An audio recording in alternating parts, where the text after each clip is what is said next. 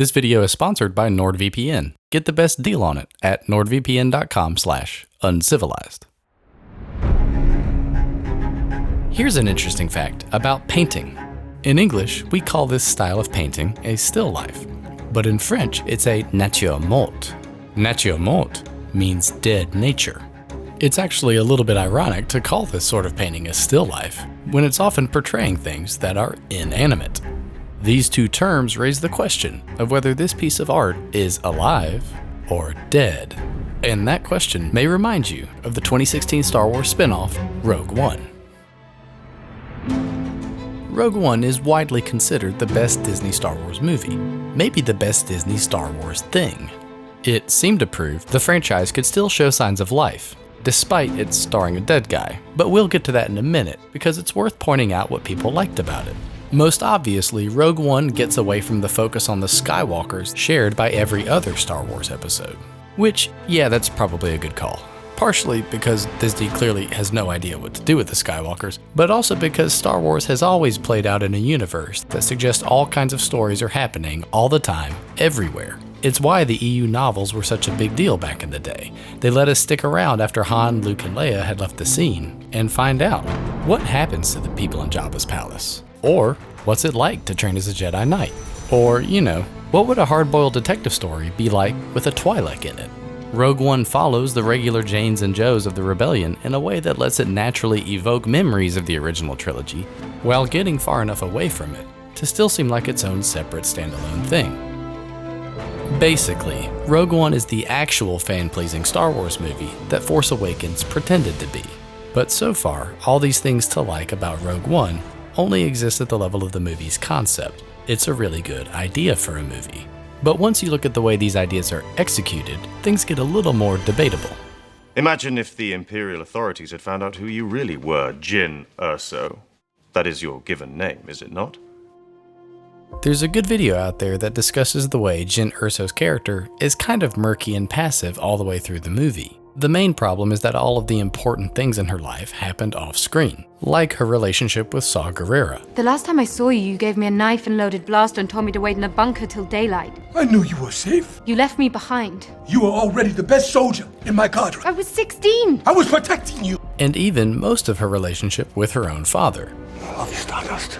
It makes it hard to be invested unless the basic idea of them is enough for you to go on. We don't really know what drives her, or for that matter, how she feels about the rebellion, the Empire, or even her own father.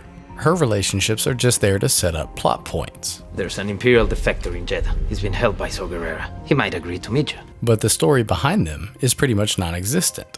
Go. We have a long ride ahead of us. This isn't just a problem with Jyn Erso. The idea of Chirrut, a Force user in a time without the Jedi Order, is fascinating.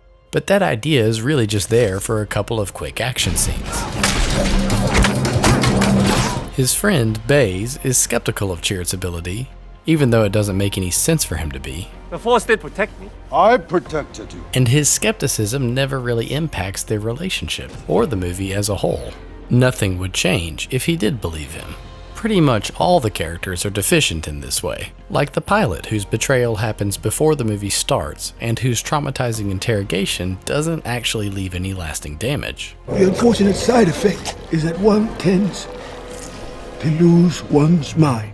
If you need a comparison, you could look at someone like Lando Calrissian. His psychology and motivations are not only extremely clear, supply problems of every kind, I've had labor difficulties, what's so funny? They're also central to the story. I had no choice. They arrived right before you did. And they change as his circumstances do. This deal is getting worse all the time. Actually, the place Rogue One gets this right is with its villains. The contours of the power struggle between Krennic and Tarkin are very clear. You'll tell the Emperor as much. I will tell him that I will be taking control over the weapon I first spoke of years ago, effective immediately. That's why when Tarkin shows up at the end of the movie, the payoff lands. We really understand what's happening here. But it's actually worth lingering on the villains for a minute, because even though the storytelling mechanics are better here, there's another decision Rogue One makes with them that nearly sinks the whole thing. As long as we're doing this word thing, animation comes from a Latin word that means breath, because that's what good animation does. It gives breath to characters that couldn't exist any other way. In live-action movies, it serves the same role as makeup or prosthetics, allowing actors to portray characters that their bodies could never otherwise inhabit. But that's not what's happening here with Grand Moff Tarkin. With him, and with Princess Leia, animation is being used to reanimate other actors, and something feels off. But why doesn't it look that good? Why doesn't it look that good? You can tell that it's not real! Even setting aside the ethical issues, this Tarkin doesn't feel fully there. He doesn't really move or look like a live person. I think the problem isn't how good it looks when it's still. It's how good it looks when it's moving. Again, this looks very, very good. But it does not look real. But it doesn't look real. It's kind of funny because this uncanny valley effect could have been entirely avoided by simply not finishing the VFX shots. This is Guy Henry, the actor who played Digital Tarkin. Don't let me interrupt. And he already looks enough like Peter Cushing that you half expect him to call for the destruction of Alderaan in the middle of chewing out this hospital administrator. Now, your staff appear to have a somewhat lax attitude towards punctuality. It's also just not that weird to recast a character. It's happened in the MCU and the other MCU, not to mention the DCU or even the HPCU. But for the creators of Rogue One, the technical ability to pull this off mattered more than making sure Tarkin was treated like and performed by a real person. But a movie character is more than just pixels on a screen. The reason her eyes lack soul is because she's not giving the performance. People aren't just their physical manifestation of themselves, it's also their personality. The intended effect here is actually much closer to what a deepfake is for. So it's not surprising some people have gone back and shown deepfakes would arguably have been more effective at accomplishing what Rogue One was trying to do. That looks way better. Loads better. That was way better. It's also why it's no surprise that a few years later, that's exactly what they did. Are you a Jedi? I am. The origin of the term deepfake is obvious. The way this technology works is by collecting data from old images and then recombining it to simulate new images. It's a process that uses deep learning to make things that are, well, not real. The effect is unmistakably weird. Have you heard anyone talk like that back home? In both Mandalorian and Book of Boba Fett, Luke's face and voice were created by an algorithm. And just listen to the difference in the expressive range of these two portrayals. Do you remember back home? The three of you. Tell them if they don't do as you wish, you'll become angry and use your magic. One defense of this decision is to say that they were just trying to retain the essence of what Mark Hamill did as Luke Skywalker. Maybe that's the reason, maybe not. But either way, the suggestion that a computer can make just as good a Luke Skywalker as Mark Hamill, well, that's just not true. Sometimes I wonder if his heart is in it. He can feel when I'm near. That's why I have to go. As long as I stay, I'm endangering the group and our mission here. Sure, in a very shallow way, this thing looks and sounds like Luke Skywalker. But with this Luke, there's not an actor or even an animator driving the performance. There's just an algorithm. He's more machine now than man. And since an algorithm is basically just a set of instructions, saying it can replace artists means you think artists are just a set of instructions, and they don't add anything of their own. I love you. I know. Deepfakes trade the actor's process for a solution that lets you not have to deal with them making a mistake, or getting old, or dying.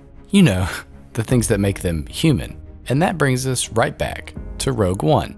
See, Rogue One is sort of a deepfake movie, made by a corporate machine out of data from the original trilogy. It's why there's nonsensical things like this cameo, or these moisture evaporators on the second wettest planet in Star Wars history. The story is built this way too, with moments that are only there to prove that Han should have shot first, or that Darth Vader's actually still cool. The entire main plot only exists to fix a nitpicky plot hole that actually isn't a mistake at all, no matter how many fans overthink it. This station is now the ultimate power in the universe. That is fantastic. Terrific work. So no weaknesses at all, huh? No. Even Rogue One's allegedly new ideas seem oddly familiar. It's not the first time Star Wars has resembled a war movie, though it is the first time it's introduced a new environment, without adding any major new vehicles. And its big climactic moments are just built around quotes from A New Hope. You may fire when ready. You may fire when ready. Of course, this problem isn't limited to Rogue One. It's not even limited to Star Wars. We're surrounded by deepfake movies. Movies that nobody really wants, and no one really wants to make either.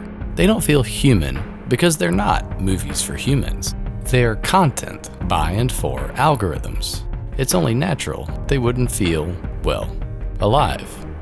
And even so, that may not matter to you when it comes to Rogue One. It might fire your imagination, or even just remind you of a good time you had while watching it.